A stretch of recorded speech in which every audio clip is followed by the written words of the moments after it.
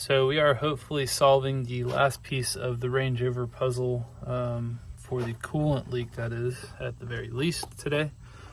So I'm going to show you guys the hose that is broken now, and then we got our replacement. So it's a pretty easy swap. Luckily this one's at the top of the motor. All I had to do is take off the intake. So I'm going to turn the camera around. I'll show you guys what's what.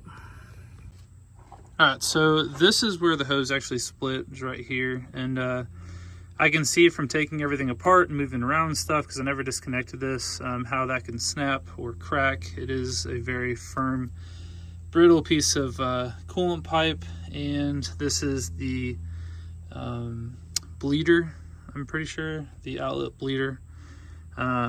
So for it to break means that anything coming out of the outlet that's overpressurizing the system or whatever that's coming from the water pump is going up through here, and then you bleed it out of the tank, but instead it's just bleeding straight through. So that's that. So let's go ahead and replace this really quick. When the wife gets home, we'll try and bleed the system. If there's enough juice in the battery, then we'll see if we can bleed this out and get it running again. So this is our new coolant line. Yes, I had to go with genuine Landover part. And yeah, so let's go ahead and swap this out. I'm going to double check to see what comes with it. Looks like this pipe here comes with it. It'll focus. Looks like this pipe here comes with it, which goes into the expansion tank. And then this pipe here also comes with it, and then runs all the way to here. So I don't know if it comes with a new plug-in clip though. We'll find out. So upon removal, I was able to break this pipe in like two or three other places. Two other places. This is the end that goes in the radiator. This top hose right here, I can't really get to at the moment without taking a bunch of stuff apart. I'm not worried about that hose necessarily. So we've got a new hose on, all connected and everything. I went ahead and topped off the coolant. I did overfill it just a little bit because I know it's going to soak up a lot of that coolant. I'm going to go ahead and hit the bleeders really quick and see if I can bleed off some of the air really quick. And then when the wife gets here, we'll try and crank it up and see if we can get the system bled and let it sit overnight on the battery tender so we can get a charge. And then hopefully it'll be good to drive tomorrow. This is hopefully the last part of the coolant update. It's been quite a pain, and I'm really ready to be done with it. But so essentially what happened on the first part of this video, everything was gravy. We're about ready to put it on the road. We were just trying to break the bleeder nuts one more time to let out any of the remaining air in the system and then call it a day. And everything was going great. And then all of a sudden, I went to go break that bleeder nut one last time. Actually, I was tightening it down because I just bled it. I went to go tighten it down for the last time.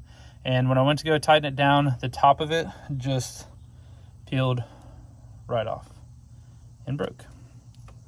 So this ended up just splitting, and the coolant just shot up and started spraying everywhere. So now I just got in the new one.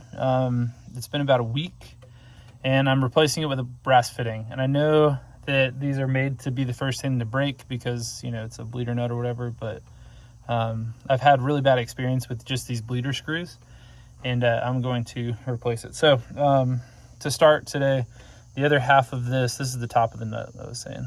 The other half of this is still sitting in the pipe. I'm going to show you guys, and I'm going to show you how to remove that really quick as well. So, all right, so that's our bleeder nut. I actually broke it free, so it's already moving around, but it's actually stuck. So it was down there, and I've actually unscrewed it. So what I have is a screw extractor, and this one's actually broken previously, but it works. And all I did was I took the screw extractor and I just stuck it in there, and then was able to just catch it, being this is plastic and it's pretty easy to turn out, and I was able to just turn and remove. So that's all there is to it. I'm gonna break that out, put the new one in. I'll show you guys what the new one looks like, and then we'll get this thing bled out for the last time, hopefully. All right, and that's our new bleeder screw. I have it tightened down already, but I'm gonna pop it open again to bleed the system.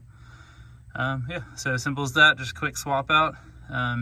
I've pretty much come to the conclusion that anything on this truck that is plastic that I could replace with a metal component is probably the way to go. And I would recommend that so far to anybody else that is that owns one of these.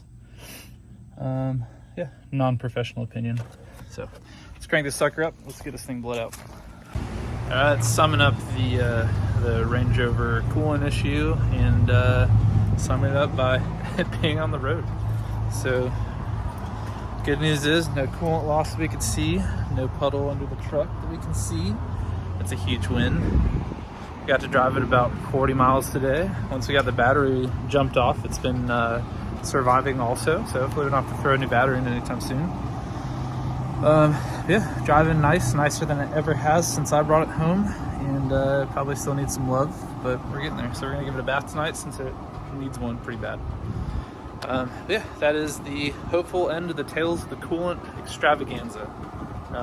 So yeah, keep an eye out for more upcoming videos. We got work on the Discovery to do, always work on this thing to do, and hopefully next month we're gonna start doing some trips again once the weather starts to cool off a little bit. It's just been way too hot. So yeah, stay tuned for some updates, and catch you guys later.